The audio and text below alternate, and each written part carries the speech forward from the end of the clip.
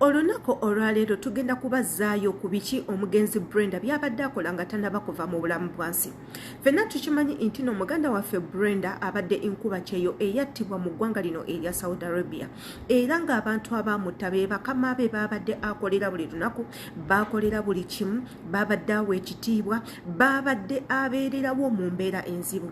Bw'obeera ng'oli mukozi wa waka, ebintu ebisinga gw'obikola oba bikyafu oba biyonjo oba bifaanana bitya n'ogumira embeera yonna, embeera y'okutulugunya, embeera y'okudisrespectinga, embeera y'okutwala ng'ekitagasa, n'ogumira buli kimu nga byonna we mubimanyi ne Brenda byabadde ayitamu. Mugazi wattu ono nga tannaba kufa abadde n'ebirooto bye nga nze nga ggwe, ebirooto byabadde atandiseeko okuba nga akola. Tugenda bitunulamu katono nnyo, wabula ng'ate nga bw'omanyi nti nze nabagamba ngenda kubanga mbatuusako updates no matter oba nnungi oba mbi, oba toyagala biwulira oba oyagala biwulira, tugenda kubanga tubisaawo kubanga nze ekyo kye neeyama okukola. Kati nga toyagala kubanga osubwa updates zenteekawo, olina okukola ekintu ekyo ku subscribinga ku channel yaffe eno, ofuuke omu ku ba committee member, obeere nga okwata ku kadde akali waggulu nti buli video yonna gye tuteekayo ogenda kugibaako obwannannyini, so ekusobozese okuba nga osobola okugiraba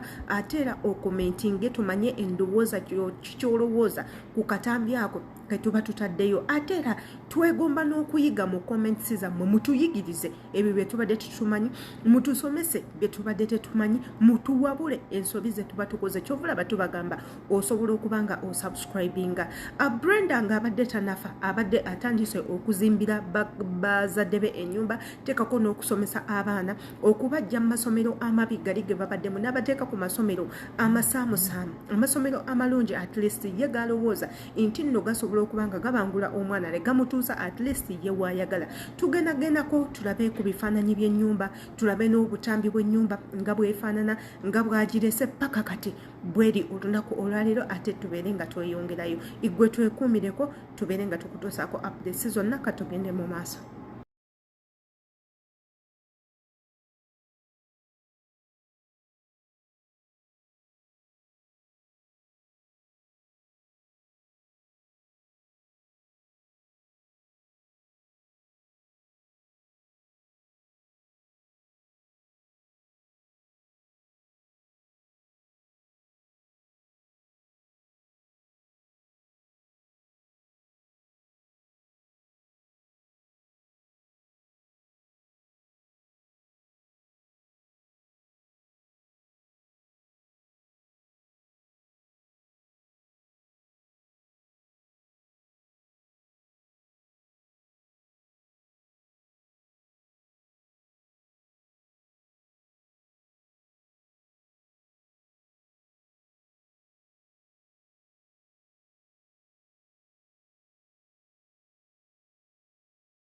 Mikwano kuno kusima kwa njalo kugenda eri abantu b'e Busoga, banange mwebale kubeera basanyufu, banange bali abantu baaniriza abagenyi ate bagabi.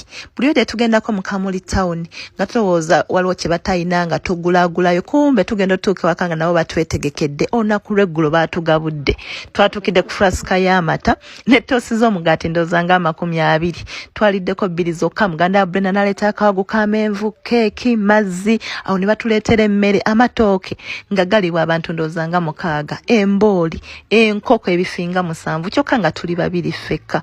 Bwe twasiibudde bambi mama n'atusibirira akakutiya k'amatooke, lumonde, ovakkedo, banange baasanyuse. Mikwano mwebalereeta ssanyu kweno famire.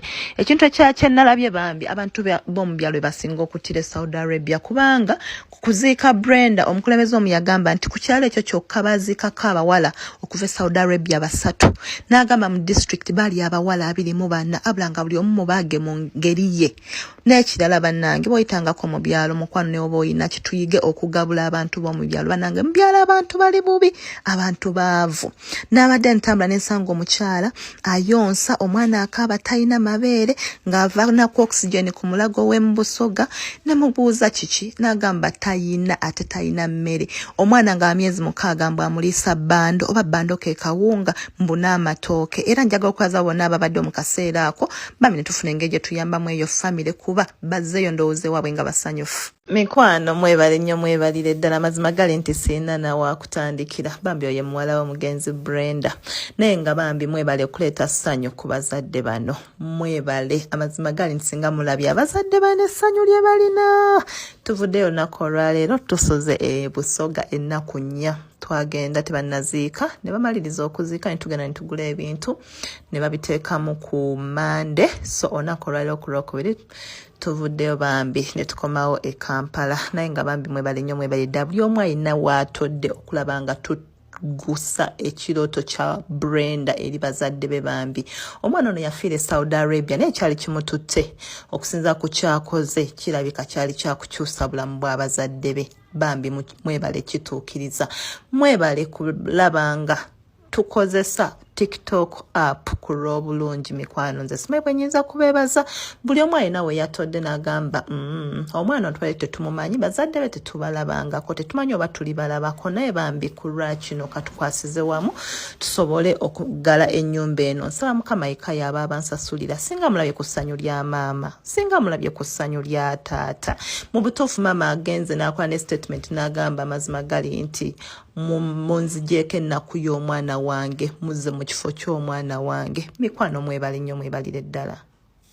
Musibya mutya mikwano nonaku lwaffe olwaliro olutambudde bwe luti nga ina bategeezezza eggulo nti twasiibye mu Kamuli Town nga tugula bintu bigenda kuggala nnyumba y'abazadde b'omugenzi Brenda.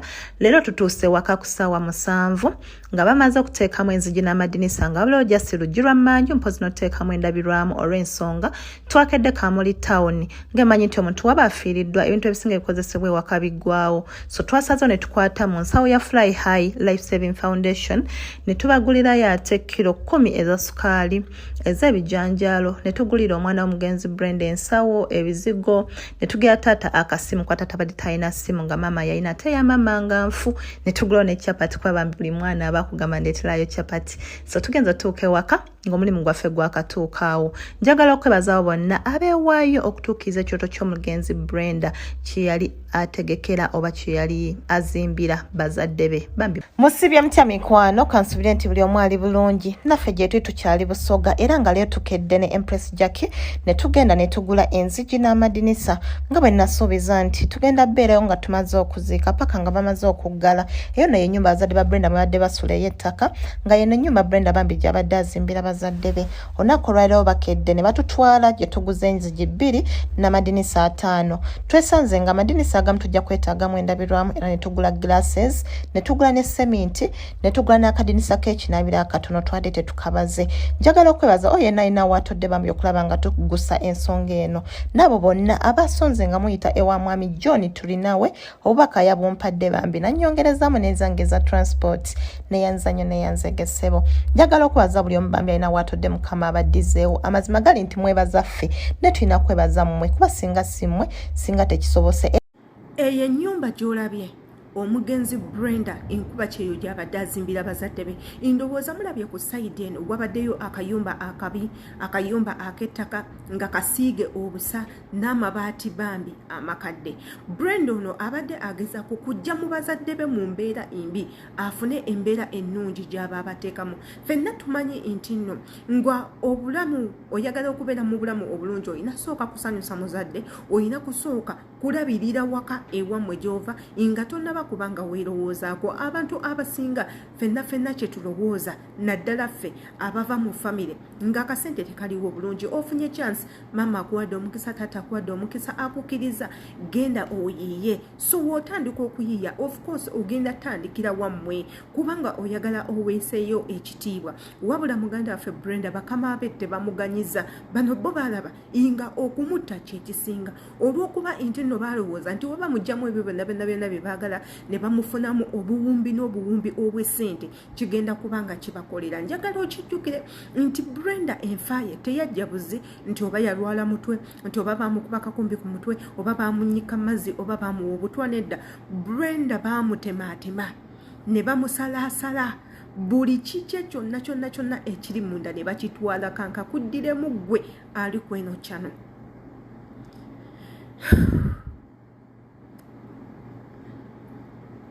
Brenda enzita gye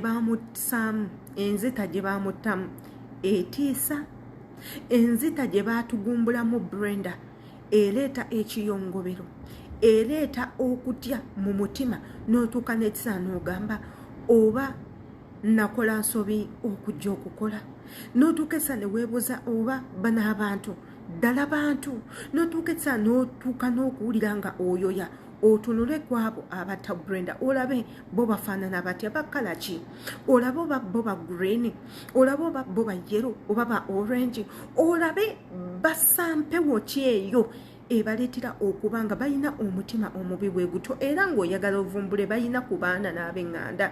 Enzita gye batamu Brenda ekuleetera ebibuuzo. Brenda baamusokoolamu buli kimu ky'omanyi ekirina okubeera mu muntu era nga bakugamba omulambo gwagenda okutuuka nga guli mu kilo 3 oba 2. Jjukira omuntu bw'obanga ofudde oyina okuba nga ozitowa nnyo kubanga omubiri guba tegukyafunctioninga oba tokyafulumya bukyafu oba tokyayingiza. So ebyo byonna ebikuli mu munda bireetera omubiri gwo okubeera nga guzitowa. Ogwa Brenda gwali mu kilo 2.3 nga bamugyemu buli kimu. Bwe twogera okugyamu buli kimu, Brenda baamusokoolamu baamutema omutwe ne bajjamu obwongo bwonna.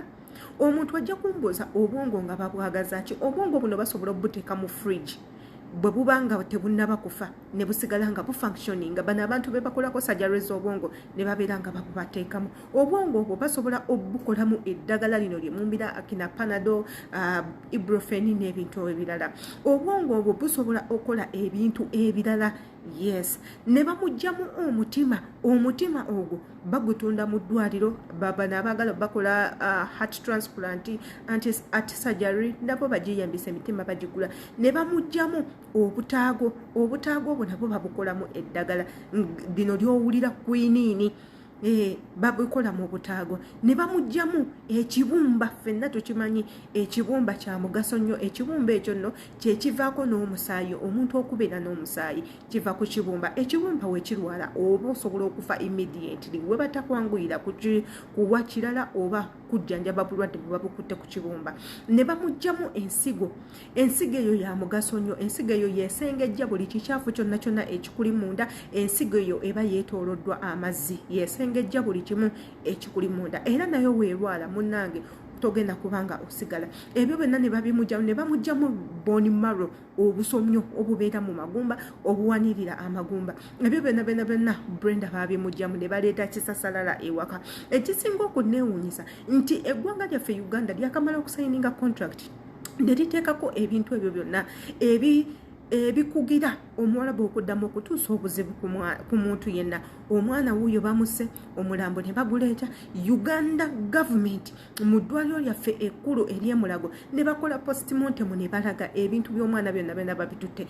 Embassy n'etavaayo ku questioninga muwarabu omwana ono gy'abadde akola, n'etavaayo ku questioninga company eyaleeta omwana ono, ne batavaayo ku questioninga yadde government ya Saudi gye bakamala okubanga basayininga nayo contract. Naye singa omwana ono abadde mu Philippine nga ye yafudde, singa ne maama wa Brenda agenda kugaggawala obulamu bwe bwonna bwe yandimaze ku nsi.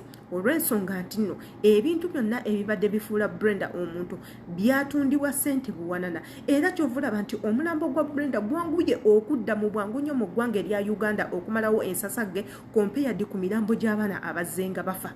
Lwansonga nti ebintu byonna ebyo bye bamutunda mu biriwaffe billions ne billions eza ssente. Omuwarabu okuggyako miliyoni 2-3 akomyewo omulambo kyabadde very cheap nnyo. Yenze Sheila Adita akamanyi ki kyolowooza nga weeyambisa comment section. Commentinga ate era bw'oba tonaba subscribinga okwate ne ku kade. Mbagala nnyo. Wait for my next video. See you later.